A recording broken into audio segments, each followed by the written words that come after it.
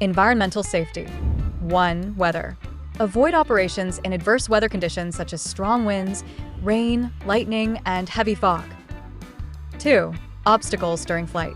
Lifting rope and payload are not within the obstacle avoidance range, so ensure there are no obstacles along the flight path.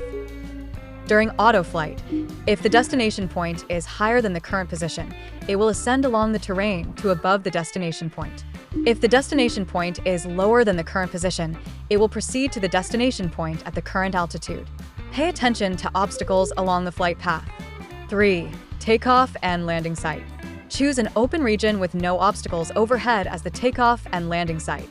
The unloading region should be equipped with barriers or warning signs to prevent non-staff from accidentally entering and causing injury. Personnel. Ground crew and pilots should wear safety helmets, reflective vests, and be equipped with walkie-talkies. Pilots should be certified to fly. Loading and unloading personnel should undergo pre-job training.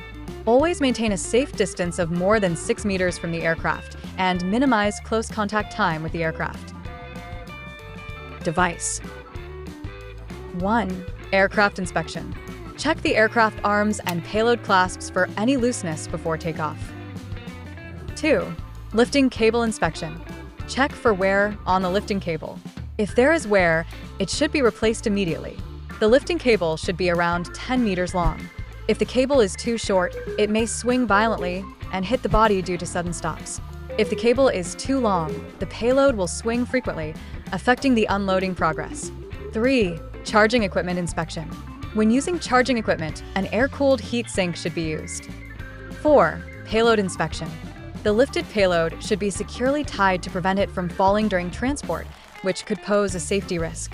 Operational normal procedure. 1. Loading and unloading payload. When loading, personnel should avoid being directly underneath the aircraft. Do not drag or swing the lifting cable, as it may affect flight safety. After the aircraft reaches the destination point, manually lower the altitude.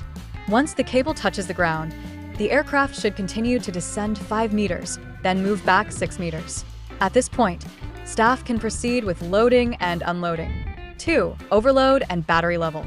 During lifting operations, the payload weight should be less than the maximum load to avoid overloading. Reserve enough safe battery level to avoid low battery transportation.